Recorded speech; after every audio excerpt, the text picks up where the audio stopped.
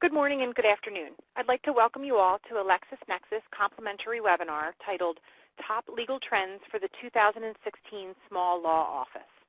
Before introducing our speakers, we have a few announcements. Today's program is not eligible for CLE credit. For our phone participants only, if a problem arises during the program, please dial *0 for the operator. We will be using the hashtag @LexisSmallLaw to have a conversation on Twitter during today's program if you are interested in joining us. Please take note of the survey that is available to you. We ask that you please complete it as it provides excellent feedback for us so we can continue to bring you outstanding programs that meet your needs. Our speakers welcome your questions. You can submit your questions via the Q&A section of the platform throughout our program today. We will try to address as many audience questions as possible, but please keep in mind that all questions may not be answered due to time constraints. No questions will be asked verbally. And now I'd like to introduce our speakers for today's program.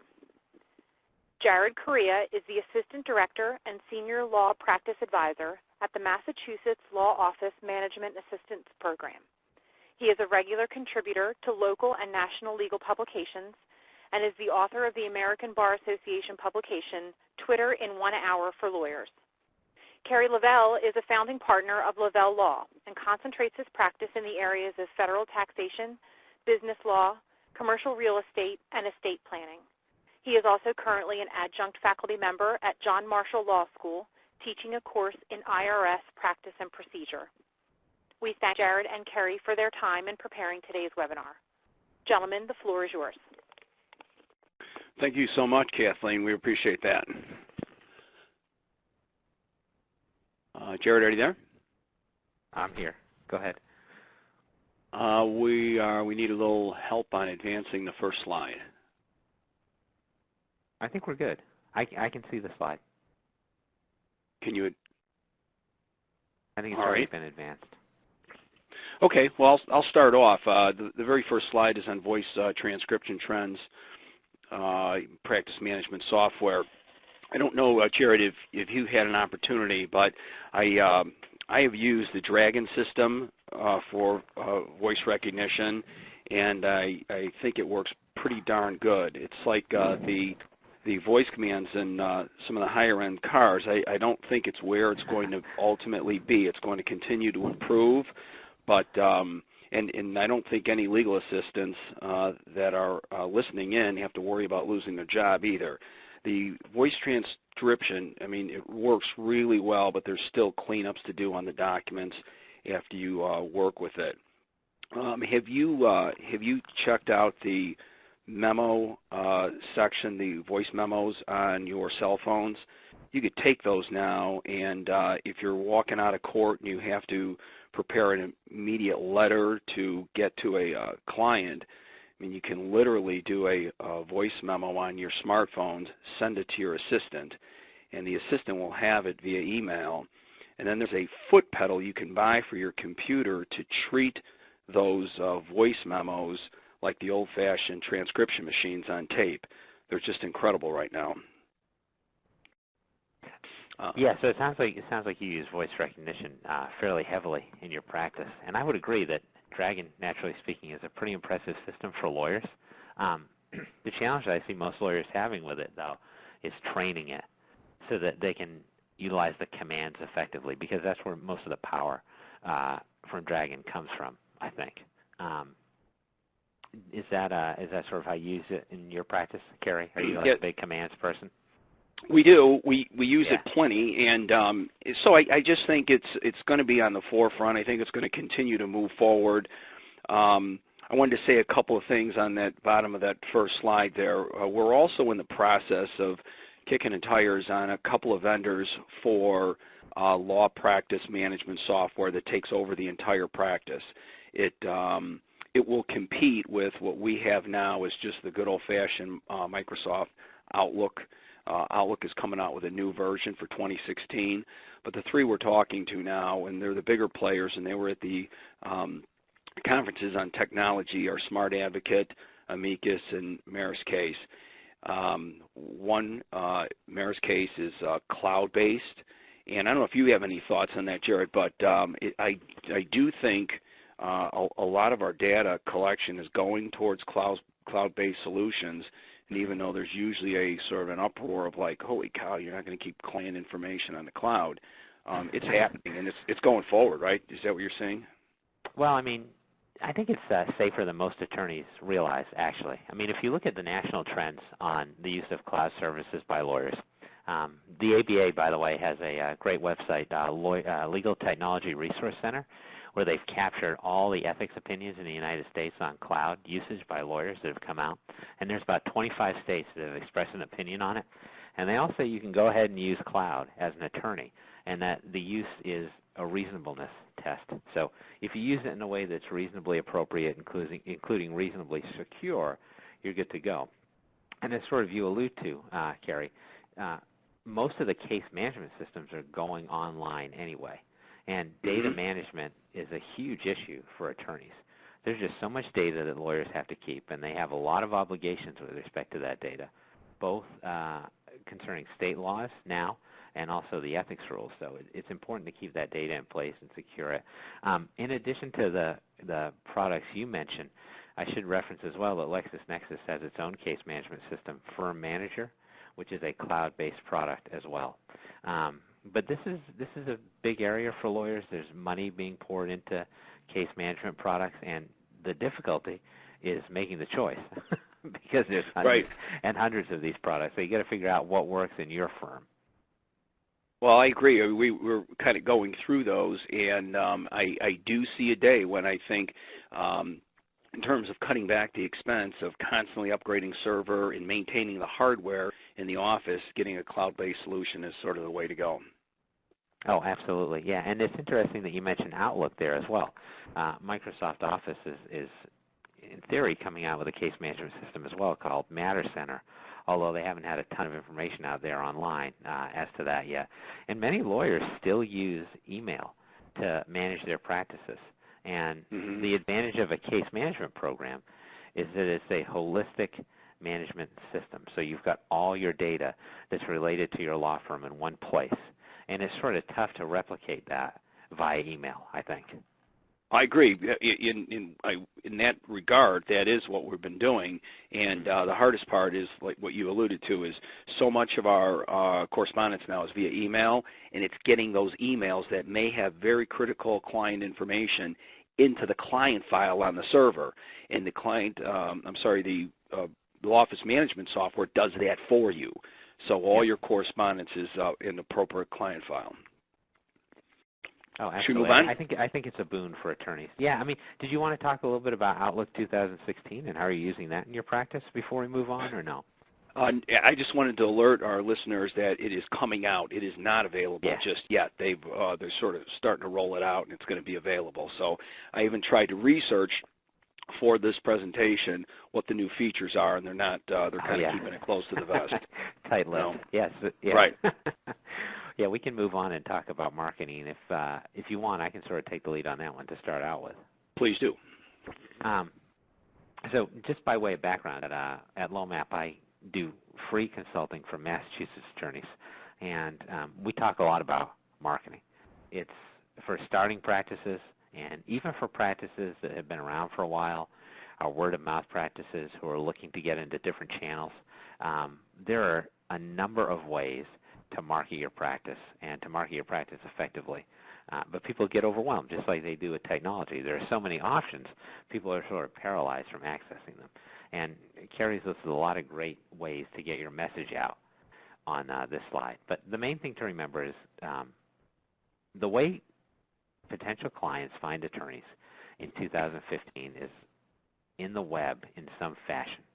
So even if somebody's been referred to you by a referral source that you've had for a while, they're still going to Google you before they ever call you, just to check if you're legitimate, to check if you have a website, to see if it looks like you know what you're talking about, to see if there's enough information online to sort of buttress the choice that someone sort of pushed upon them. If somebody's not looking for you as a lawyer, then they don't know you personally. They're looking for a legal topic plus a geographic area in all likelihood. So you got to be able to get found for those questions that attorneys are going to have in your practice area. And so it starts with a website. as I think as Kerry lists here, having a website is still sort of the hub of your online presence. But a lot of lawyers are getting into blogging so that they can answer those questions that clients have, and then they're replicating the content that they produce via blogs, via videos and presentations to social media accounts like LinkedIn, Facebook, Twitter. And this process of content marketing, which is developing content to further your reputation and present to potential clients as an expert, is a free, cheap, and sort of easy way for law firms to market themselves, either starting out or to get into new practice areas or new channels. Jared, I mean, I couldn't agree more with you. I believe, too, that the beginning of your digital footprint out there in cyberspace is your website. That effectively is a souped-up version of a ad that 20 years ago you bought in various professional journals or even the Yellow Pages, and all of the work that you do, and interestingly used a term that I use a lot too, which is content-driven advertising on social media, is as you write very substantive articles, client-related articles, you repurpose those articles in as many reasonable ways as you can. So if you post something on LinkedIn, that article ultimately has to find a home for itself on your website. And you continue to accumulate content, good, solid content on your website. And I don't think the social media circuit is the place to go asking for clients to sign up. It's where you provide content. And as you kind of alluded to, we say it around our office a lot, by the time a client comes in, man, they have thoroughly checked you out. They have thoroughly checked you out. And it's right. I mean, they're coming in and they know a lot about your practice. And then you just have to, of course, sell them on a face-to-face that you are the right person for the project, if in fact you are. I did put a tag on the bottom there, and I just want to make everybody aware on legal advertising. Remember our general model code in section 7.1 and thereafter talks about limitations on lawyer advertising.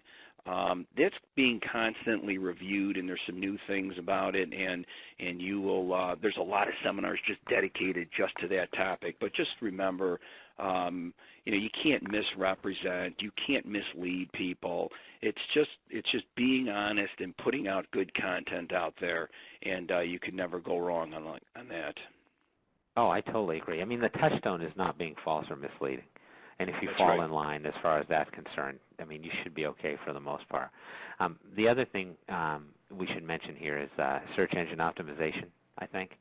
We had included some information about Google AdWords on the slide. And basically, you can get a lot of traction, as Kerry mentioned, and I think it's a great point, from producing consistent content that potential clients are interested in knowing about and publishing that online.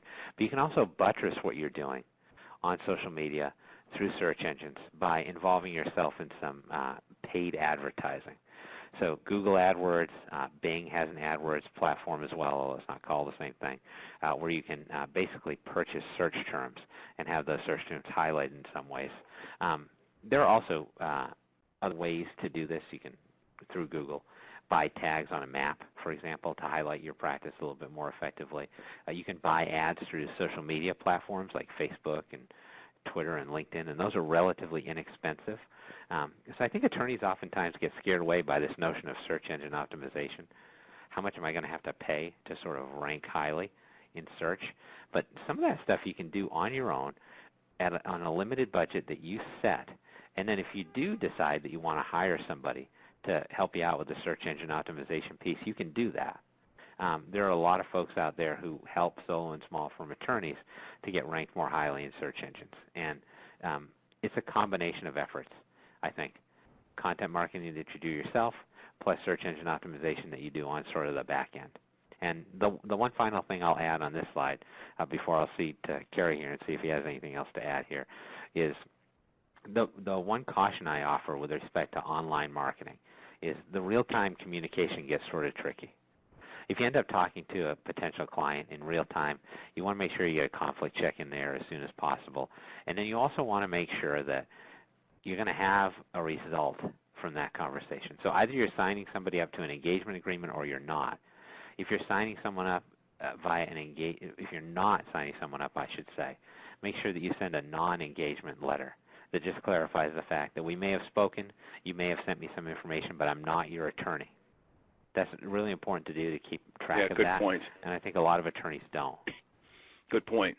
That, the electronic communication between lawyers and clients and potential clients seems to get a little bit relaxed. Yeah. And you still have to follow those formalities that we all know about, but sometimes you just have to be reminded to do those things. Good call. No, absolutely true. So the next piece we have is we've got a poll for you. So here's a break, word from our sponsors. Kerry and I will grab some water. We'll come back and talk a little bit more, but we're going to give you about 15, 20 seconds to fill this poll out. So Lexis Advance allows you to conduct, people are already filling it out. I guess you don't need me to read this, but I'm going to anyway. Lexis Advance allows you to conduct quick but thorough legal research from any device. Would you, listeners, be interested in getting a free trial? We'll give you some time to fill out the poll question here, and then we'll move on.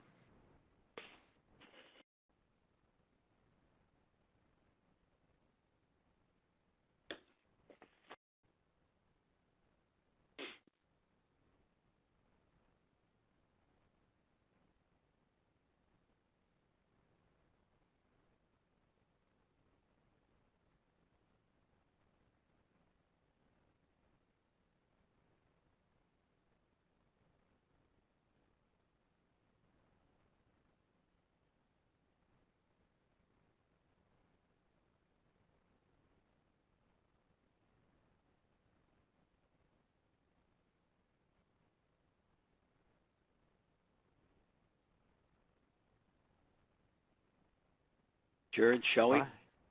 No, we're still getting responses then. All right, we closed the poll. Looks like we got a number of people who want a free trial, so that's great. Hopefully everybody enjoys their free trial period. So, yeah, we can move on to the next slide, Kerry. Okay, it is on compensation incentive plans. There is a, many years ago, managing our firm, I always was very cautious about the attaboys and a slap on the back saying, hey, you did a great job, thinking that it would be interpreted as something less than a monetary bonus or benefit for work being done, good work being done. And there's a great book by Patrick Lencioni about company corporate health is the most important thing in running a good company. And in it, he talks about the difference between compensation and recognition. And his phrase is that money or compensation is a satisfier, recognition is a driver.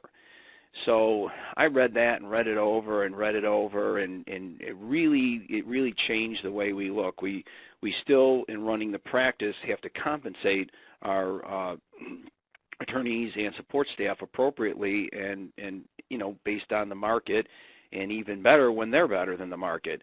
But I guess my point here is never look at good old-fashioned recognition as something that would be looked at as a cheap substitute for money.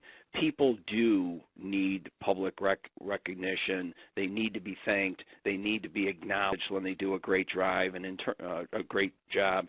And in terms of law office management, I think that resonates with everybody, and that goes down to the file clerk up to the the top people. Oh, absolutely. I think that's very true. No, go ahead. Couple other things on compensation issues. You have to ask yourself, and this is basically for small firms, so I want to address that issue. What do you need more than anything? What do you need more?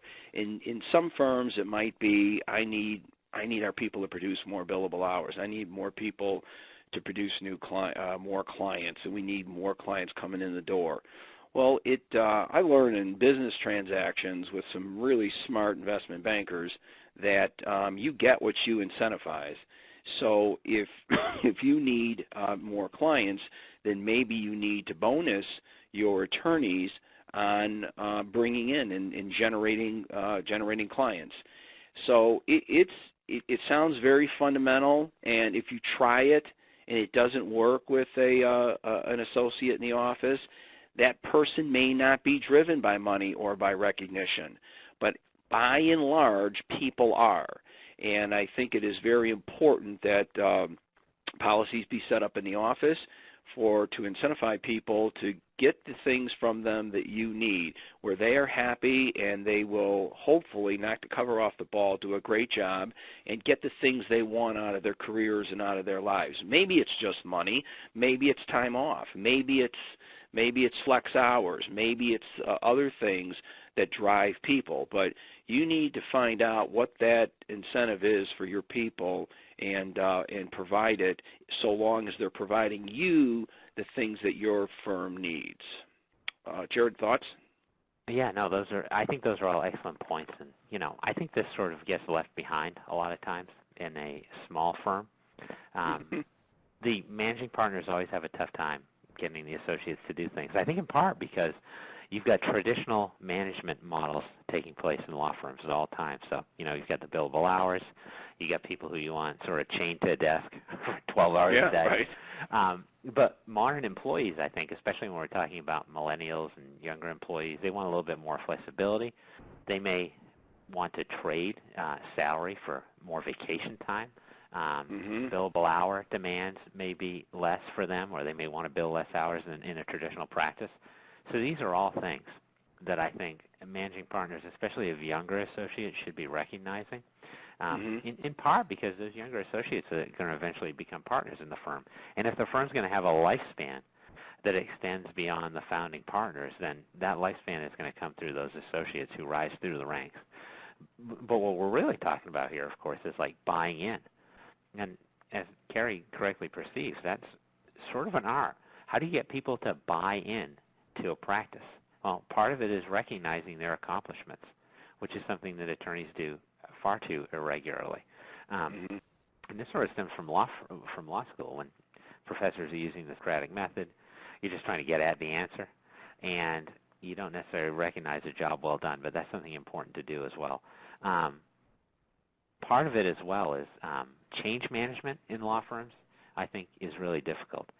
So when you're taking on a new case management system, for example, or when there's a new policy that's been approved, does that trickle down from the top, or have the attorneys who are underneath the managing partners had an opportunity to discuss that change, to provide input?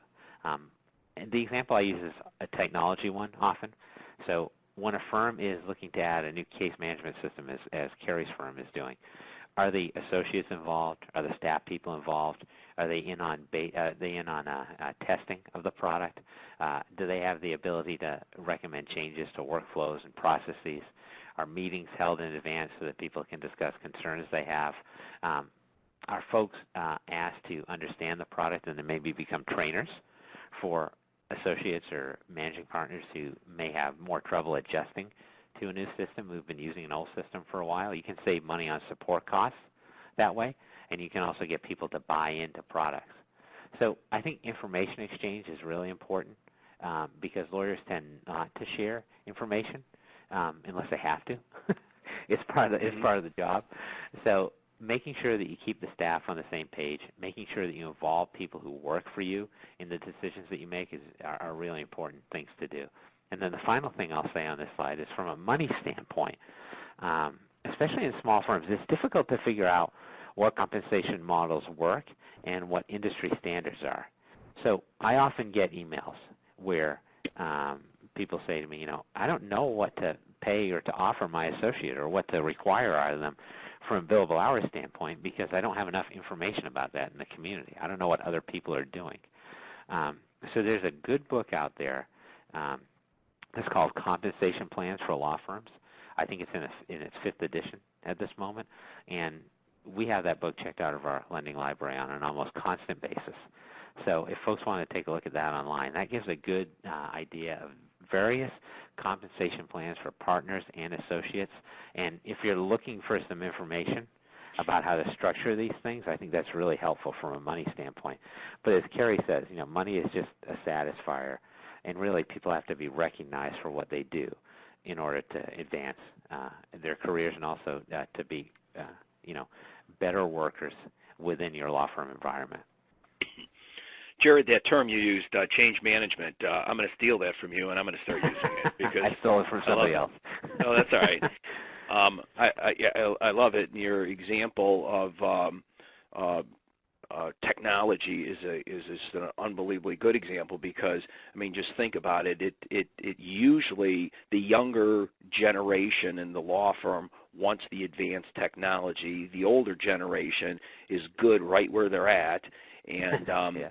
it does take that full firm buy-in, and whether it's initiated from the younger people or from the managing partner, everybody has to feel like they're part of the decision, and not just in a sort of a manipulative way. I mean, in a true way, and that's the way you do get law firms advancing at a higher degree of technology, compensation plans, just the entire firm, and all the systems in the firm itself. Yeah. Totally agreed. Yeah. And we got a question from Bob Hiller. I think this one's for me. Bob says, why do you think lawyers tend not to share information? I think part of it is how they're trained. So when you're a lawyer, especially like a litigation attorney, you only sort of share the information that you have to share with the other side. So there's sort of incentive to be closed-mouthed about things. The other piece of it, which I think is more of an important piece, is that lawyers, and this is why my whole job exists, the whole company I work for exists, lawyers tend to be really poor business managers. Lawyers, when they go to law school, they want to do like the substantive work for the most part. And I tell a lot of lawyers talk to me about, why do I need to manage the business part of it? That's the thing I like the least. I just want to do the substantive work. Well, since lawyers don't have that business training, that management training, they do less sort of walking around, talking to employees, trying to have meetings, trying to source information, and generally doing those things to manage people that a person with an MBA might have more training in. So I think it's sort of a personality thing for most lawyers, not every lawyer. And then I think it's also a lack of experience in business management that makes lawyers tend to share information with their employees less than other business managers would. And I think from the people I talk to, that's an empirical thing that I've seen. I haven't seen any studies on that, but the people I talk to, I sort of know that's the way they operate. But go ahead, Kerry. I didn't mean to interrupt. Well, the only thing I was going to say was exactly right. I kind of talk to groups a lot on this subject, and lawyers come up through the ranks. Many of the very bright lawyers are English majors in undergrad. They may be political science majors in undergrad, and they go to great law schools, become fantastic technicians of lawyering, but have no background in business at all, and they need that skill set. So if they're just working in a law firm, that's all they need to do is be a great technician. But the truth of the matter is, when we're talking to our audience right now with small and solo practitioners, you've got to know how to run a business, and that is an art form, and it's a new skill set, and you need to learn about it. And I agree entirely. And now I'm going to steal that one from you, technicians. That's a good phrase as well to describe lawyers. And I think most lawyers would prefer to be technicians. They want to be behind the desk, or they want to be in the book and sort of do the substantive legal work, and they don't want to deal with the rest of the stuff. Exactly right. Exactly right. Next slide. Building a cult-like culture. Should I start on this one? Yeah, go ahead. We at the firm always are examining why do we exist? Why do we exist? And culture sometimes gets mixed up with what's the vibe around the office, and what are people like? Are they cool? Are they, what's their attitude towards socializing and everything? Culture is a lot deeper than that. It's why you get out of bed in the morning to do the things that you want to do with your life in practicing law. So we always ask the question, why? Why are you a lawyer? Well, I'm a lawyer because I like estate planning. Why? Because it could save money. Why? And it also saves families from fighting if they plan their estate properly. Why is that important to you? Because I think families should not have to fight after mom and dad die over money. And when you keep asking that question to yourself, you get to the point of almost saying, because I want to improve society in some way. And when you get to that point, you will have found your core purpose and your driver for your practice group. and everything that you do thereafter needs to follow your purpose. Your purpose. The people you hire have to understand that. There are some givens that you need to follow your core purpose. You need the right technology. You need the right people. You need to pay your people correctly. You need to act in a way that's consistent with your core purpose or ideology. But it is very critical to building an absolutely fantastic business. In a great book called Built to Last, it was examined all the companies that outperformed their competition in a 50-year study, and what the conclusion was, those companies that stayed purer and truer to their core purpose in their governing documents always exceeded the performance of other corporations. And they did it over a 50-year study to make sure that they took out any sort of new product swings that just had some companies overperform, and it also required the turnover of different CEOs. So think about it. Those companies, those public companies that outperform their competition, even through different CEOs, were overperformers. Why? Because they held true to their core purpose. So I'm a real believer in this, and you do it multiple ways. You act it, you talk about it, you sort of get to a point where almost their employees and people can almost hear it coming out of your mouth before you say it. And as long as your purpose is true and your conduct is consistent with that, you'll be able to sort of move mountains with the firm as it continues to grow. Yeah, and this tracks back a little bit to our former discussion about marketing as well. I think one of the things that law firms have a real problem with, and Kerry's law firm doesn't have this problem because this is something he thinks about consistently, sort of what is the reason for your law firm's being? So it's sort of like this question that maybe like somebody like Albert Camus would ask. I don't know. But if you don't really know why you founded your firm or why you want to help people or what you're going to do to help people, from a marketing standpoint, you're almost dead in the water, because you've got to be able to sell someone else on what you're doing as a law firm. And if you can't sell yourself or you can't articulate it, you're going to have a very difficult time marketing, especially for referrals. Now, we didn't talk about this explicitly, but referral marketing is where it's at for law firms. The most successful law firms are like 85 to 90% referral-based. And the reason why referral-based marketing is so important is because somebody else is selling you at that point. You don't have to go out there, press flesh, try to move services, because you've trained somebody else to send you qualified referrals. But you don't get to that point unless you have a mission statement for your firm and unless you can articulate it in a way that's effective, especially through an elevator speech for different audiences. And Kerry's last point there about repeating the process, this is important from a business planning perspective generally. Think about how you run your practice, and every so often check in on whether that's still an effective way to run your practice. Is your mission statement still what it is now than it was 5 years ago? Have you switched practice areas? Do you have a different niche? Are you selling different types of services? Are you using new technology? These are the questions that you want to continually ask yourself, and only then, really, can they become effective pillars of your law firm and will allow you to have a platform from which to sell your services. Final note on this slide, I kind of always think about a client going in and interviewing, like, say, 3 divorce lawyers, okay? It's one of the biggest emotional things in his or her life, and they have to interview 3 different divorce lawyers. So you might think that he or she is going to take the lawyers through a Q&A to find out which one's the smartest, which one's the best, which is the one that they're going to hire because they're going to get some sort of advantage. The truth of the matter is they hire the one that they feel they align with best, that they like, and that they think that can help them.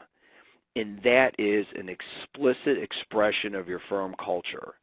And if you can do that, you won't get every client, because then you have no culture at all if you just waffle and try to please everybody who comes in. But when you build a culture, you will score wonderfully with clients, and you will do a great job. And that's one of the ways to build a niche practice, one of the reasons to build a niche practice as well, because you've got some specific thing that you can hang your hat on. Now we got a question here from Josh Kalish, and he asks, what are the top recommended process-based case management systems for small to mid-sized law firms? And I think when Josh talks about process-based, what he means is task management, workflow. At least that's my guess. From that standpoint, I think there are a lot of decent providers out there. Clio, C-L-I-O, for example, is a case management system that was founded by some folks out in British Columbia some number of years back. They just got a good deal of funding, and they do a nice job as far as that's concerned. MyCase is another product that focuses heavily on workflow, task management, and they have some really good features as far as that's concerned. Another company is called Action Step. They're out of New Zealand, but they have a heavy focus on workflow as well. And although they're not built necessarily for law firms, a lot of law firms use that product. And as I mentioned before, LexisNexis has a really nice cloud practice management product called Firm Manager, and they do a nice job with task management, workflow, and they have a number of other features as well, including a main menu that I think is really nicely designed. So, Kerry, feel free to jump back into the presentation here. I hope that answers Josh's question. If not, Josh, feel free to submit something else. Excellent. Let's press on, and the next slide is relating to offsite partner retreats. Jared, do you have some thoughts on these? Yeah, I mean, I think from my standpoint, I think partners should be meeting regularly anyway. Mm-hmm. So you've got two types of retreats, right? You've got the retreat that you have at some fancy resort somewhere, hopefully, right, some fancy resort somewhere. And then you have the little mini retreats that you have when you're just meeting generally. And you want to have partner meetings, I think, and then you want to have meetings that involve associates and the whole staff as well. I'm big on meetings, but I think meetings are important when they're agended, and that is sort of relayed in the slide here too. So you never want to have a purposeless meeting, and you want to always track back to what the pillars of your law firm management are, your mission statement, what it means to you to practice, because really the partners are the ones who drive the law firm and the direction of the law firm. But you want to have regular meetings with associates, staff, to sort of drive that point home. When the partners have retreats, which I think is important to get away from the office sometimes, because the office becomes a fishbowl, and you want to get out of that fishbowl, get outside your own head for a little bit, and kind of think about the way the firm runs in a different way from outside the firm. And I think this point of making 1 to 5 year plans is really important as well. So part of this is planning for the future of your practice, which is really just recognizing trends when you think about it. If you can get onto a trend that's going to be effective before your competition does, that's going to make you money. There's no two ways around it. But the problem is a lot of lawyers are out there looking for solutions that are going to last for 20, 15 years. The problem is the pace of technology, the pace of legal practice is moving too fast for that. So I often tell our clients, look at 1 year, look at 5 years out, and try and plan for that, and try to be flexible. And when you get out of the office, when the partners sit together and they can talk on their own in a different environment, I think it generates new ideas and fresh ideas that will sort of help move the practice forward. But I'll let you continue on that point, Kerry. Jared, kind of funny you say that about you being a kind of a meeting guy. I have come your way in the last, probably 10 years. 10 years ago, I was of the ilk that meetings were just a way to waste time and just talk about stuff. So, but I've come around on that, and one of the things you said is important. You got to have a hard agenda, and I do think partners need to meet regularly. In our office, we have a Monday meeting. It's not intended to be long. It's intended to be about the good stuff going on in the office, if there's anything bad going on in the office, and if there are any personnel issues around the office. And we try to get in and get out in a half hour to 50 minutes or so. But the idea of an off-site retreat, again, years ago would have registered with me like an old brother, like what are we going to do, a touchy-feely kind of thing. But it's not that at all. When we started doing these a few years back, it is a way to get out of the office. And being in the office is replete with its own disturbances and interruptions. Get in a way where you don't have any of that. Turn the cell phones off during the sessions and just talk about the business. And this is what I call working on the business and not working in the business. You can't be that technician in the business at a partner retreat. You work on the business, and you talk about strategy, and you talk about the 1- and 5-year plans. You talk about where you're going with your purpose, and are you being true to your purpose. So that's all I'm going to say on it.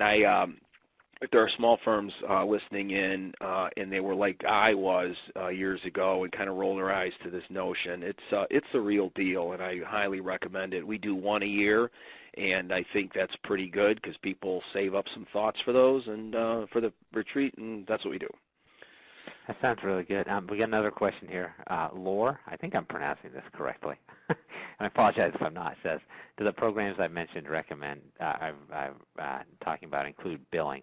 Most of the case management systems out there, including Firm Manager, would include time and billing functionality, oftentimes with integrations with accounting products like QuickBooks or Quicken. So there are ways to manage that. What you want to look at is you want to be sure that you could do your trust account reconciliations through these programs or through an integrated system on these programs so that you don't have to. So you don't have to go to another product to use that, because ultimately these systems work best when they're sort of a closed environment and you've got all of your law firm stuff in there, including integrations with the other systems that you need. So that's all I'll say on that. All righty. Fixing the mature practice.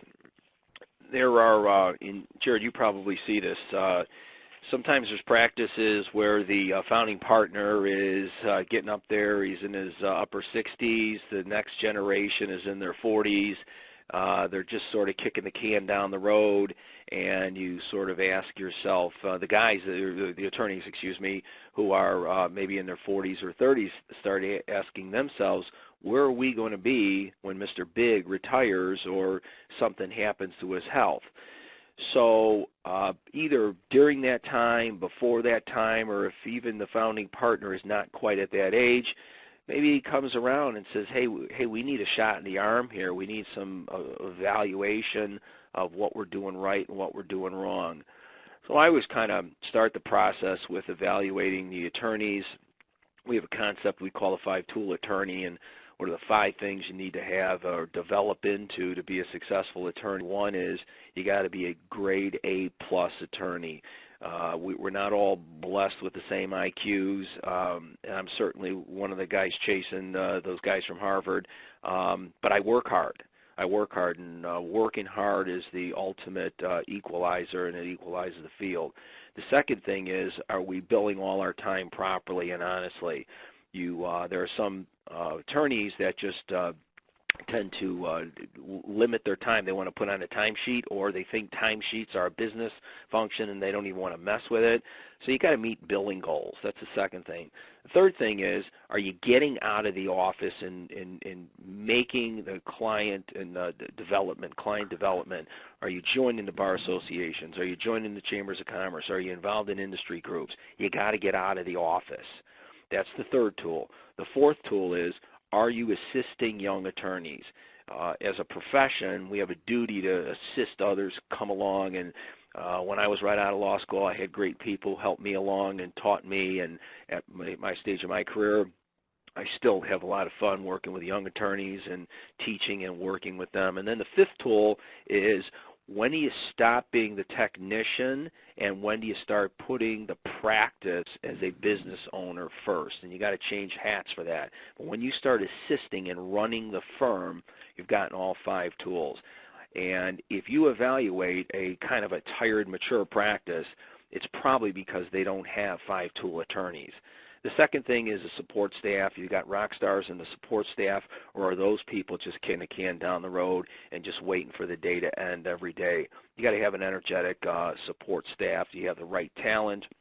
Are people being fairly paid? Sometimes the issue on a mature practice is they're getting overpaid. and they get very complacent, and they're very comfortable, and they're not getting the work out for those pay salaries or levels that they should be. So you need to evaluate, as we've talked about earlier, about the culture. You need to evaluate your systems and checklists, and you got to take a look at all of that. And it sometimes helps to have an objective person come in like you, Jared, or somebody that has experience in this. But you got to float above the noise, and you got to kind of evaluate everything. And sometimes when you're in the trenches in that law office, you just don't see it. Jared, your thoughts? That's absolutely true. No, you're totally right about that. I like this concept of 5-tool attorneys, by the way. That's something I haven't heard before. I think you need to trademark that. Because a lot of law firms don't think of it that way. They think of they think of associate attorneys as just somebody else to do the work for me. But they don't necessarily think about developing those attorneys moving forward, and that's something that you really need to do. I thought your point was well taken about you're capturing time, but then are you billing that time? And are you collecting on your accounts receivable? Those are important questions that a lot of attorneys don't ask themselves. And if you have systems in place to manage that, processes, workflows, you can do pretty well as far as that's concerned. But I think, every law firm has a culture, and as we talked about before, it's just managing that culture.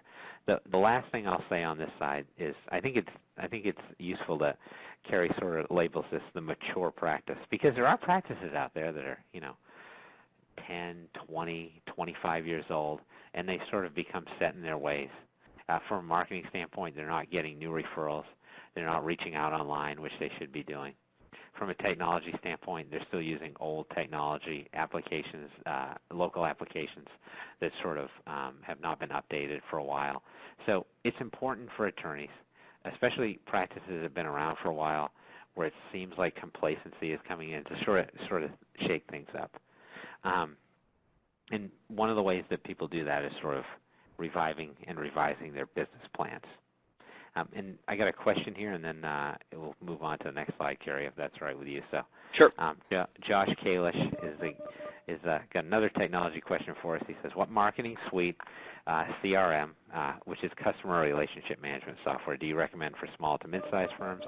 Where do you recommend managing your contacts through a marketing CRM or through any case management systems? From the contact standpoint, wherever you maintain them, just make sure it's sort of globally searchable and that you're retaining appropriate information about potential conflicts. So you want to make sure you grab aliases if people have those, maiden names, information about the case so you can flesh out the conflict story. But you could post that anywhere from an email system, which has a contacts database like a Gmail or a Microsoft Office, or you could use a CRM product, or you could use your case management system. All those are going to have contact management. All those are going to be globally searchable. Now, with respect to a CRM, which is basically a way to track leads and whether or not you can close on potential clients and where you're potentially failing on closing on potential clients. There are a lot of products out there, not necessarily a ton built for the legal industry. I don't know of a CRM product built exclusively for lawyers outside of Avo Ignite, which I believe is free if you want to check it out. But there are a lot of decent CRM products out there that lawyers could use. HubSpot, which is a marketing entity outside of Boston, where I'm from, they have a free, it's called HubSpot CRM. There's a product called Streak, which lives in Gmail, and that's a free CRM product. There are others out there. Zoho is another one I can think of. But if you're looking for CRM, there's a ton of free ones that you can and should use. But I like what I've seen out of HubSpot so far, and I'm a heavy Gmail user, so I sort of like Streak as well. Another product out there is called Pipedrive that I discovered the other day, and that's pretty good.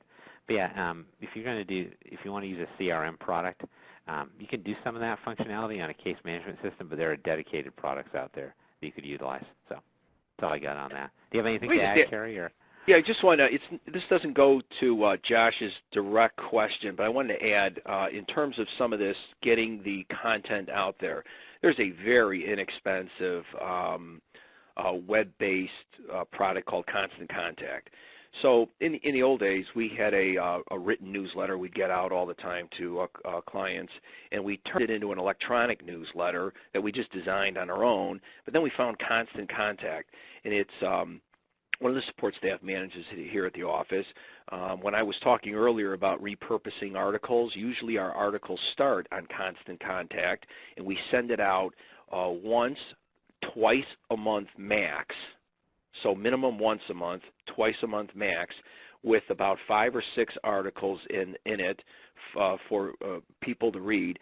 And the articles start with the first couple sentences of the article, a teaser, and then you got to click here for more. And when you click here, it goes to the website, which then brings people to your whole website to finish reading the article. And we do some podcasts also, and we do some video that does the same thing. Click here, and it takes you to the website.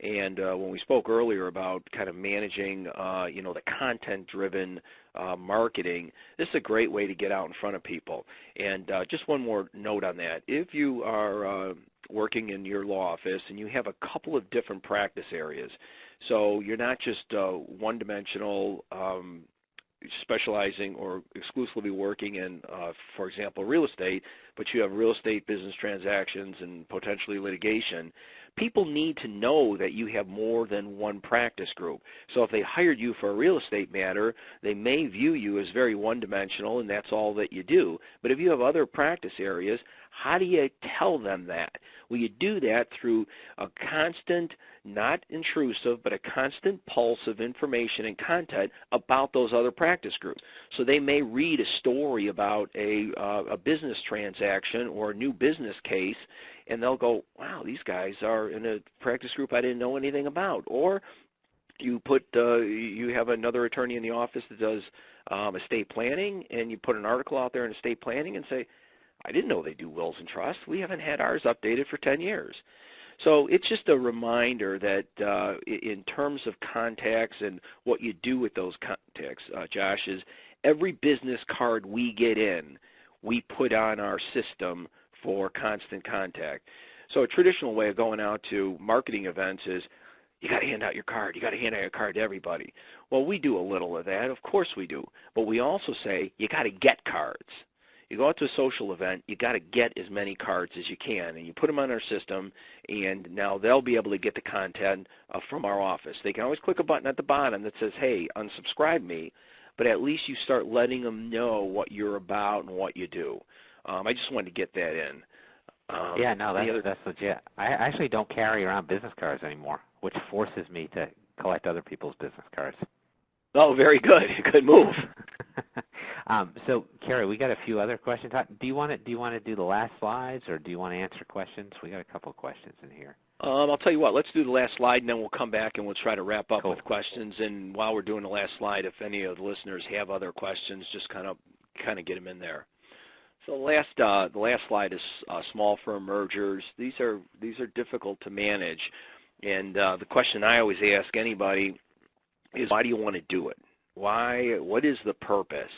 Because sometimes, and it might be a legitimate answer, it's just bigger is better. So a 20 attorney law office may be able to get bigger, more substantive clients than 2 10-attorney law offices. That may be a legitimate reason. It may be a merger of different practice groups where there could be some synergies and sharing of clients and offering additional services. So one of the things you need to do is you kind of make sure you understand that your purpose is sound and legitimate and just not bigger is better, because that doesn't necessarily always mean true. In some industries you may be able to get better clients. And then evaluate the strengths and weaknesses. You would go through almost the exact same analysis between 2 firms if you had some objective sort of moderator in that process to go through the strengths and weaknesses that we just talked about on the mature practice. How are the attorneys? Are they 5-tool attorneys? How's the support staff? Do you have a purpose? Do you have a core purpose? Are you true to it? Is the economics make sense?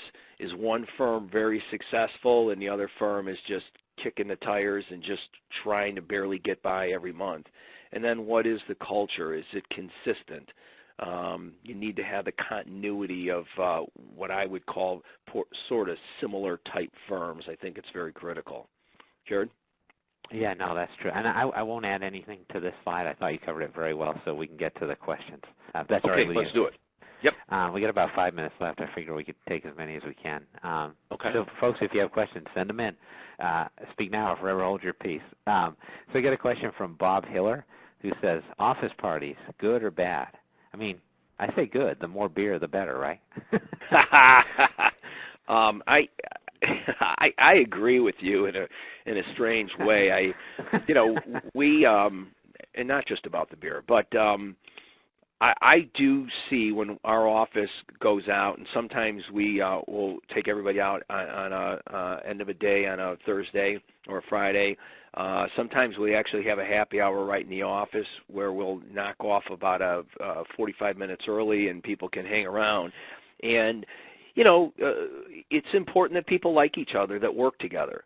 And I think that builds some camaraderie, and it lets everybody sort of relax, and the conversation flows to fantasy football and television shows and the concert at Soldier Field or something like that. And I think it's just good. I think it's good. Oh, yeah, and from an internal perspective, it's good. But from an external perspective, I know a lot of law firms, especially small law firms, that have office parties, but then they invite clients to come in. So they have those attached to holidays. And sometimes they'll do it on off holidays so people will actually come. Like I know law offices that have like a Flag Day party. Oh, no just kidding. Because people are free. It's not like Columbus Day weekend or anything. So the next question we have is from Denise Jackson, and she says, how do you think virtual administrative support or virtual paralegals fit in with small solo law firms? Are they worth it? Is that for you or me? I'll let you take that one if you want. Okay. It has not worked out well for us.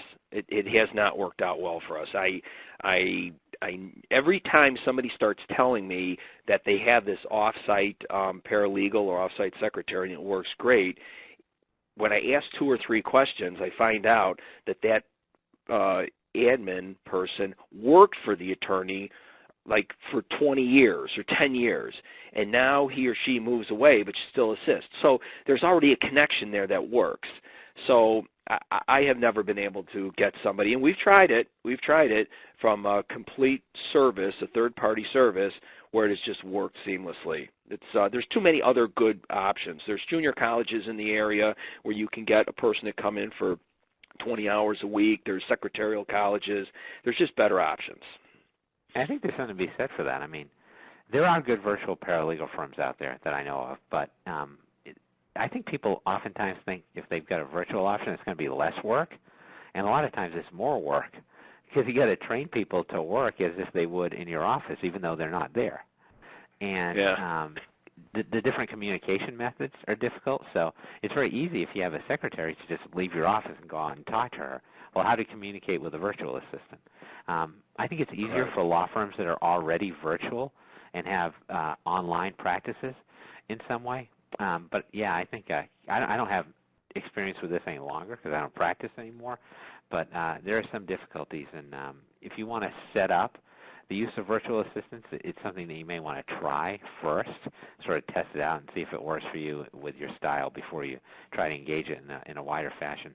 And the other thing to take a look at is that, at least in Massachusetts, the ethics rules have recently been updated about using virtual assistants, so you may want to take a look in your jurisdiction. So now it looks like the last question we have is from Bruce Lyon. And he says, what case management software would you recommend for a two-man firm using Apple products? I only have 2 things to say about this. The first is that pretty much all the products we mentioned here, including Firm Manager, are all cloud-based products, so they'd work within an Apple firm. The old issue used to be that you'd have to run parallels or something if you wanted to use case management software or legal software, most of which was built for Microsoft in an Apple environment, but that's not the case anymore. So in addition to the ones I talked about before, there's a product called Daylight, D-A-Y-L-I-T-E, which is a management system built off of the GTD system, which is Getting Things Done, a book by David Allen from like 2002. And I know a lot of Apple attorneys who use that, even though it's not technically a law practice management system. It's just a business management system. Awesome. No other questions? It's 59 minutes and 45 seconds. That's pretty good. It's like we've done this coming before. In. Kathleen, are you there? You want to take us home? Thank you so much. On behalf of LexisNexis, I'd like to thank both Jared and Kerry for today's program. As a note to today's attendees, Kerry is the author of The Business Guide to Law, focusing on the business aspect of creating and growing a unique law firm business. It is available online at the ABA website. Jared is the author of the American Bar Association publication, Twitter in 1 Hour for Lawyers, and the co-host of the Legal Toolkit podcast on Legal Talk Network. Jared's Twitter publication can also be found online at the ABA website. Please feel free to contact Jared and Kerry directly if you have any questions you'd like to explore further. As a reminder, please take a moment and complete today's survey at the conclusion of the webinar. If you'd like to stay in touch and get helpful legal news and resources, please follow us on Twitter at LexisSmallLaw. Thank you all, and have a great day.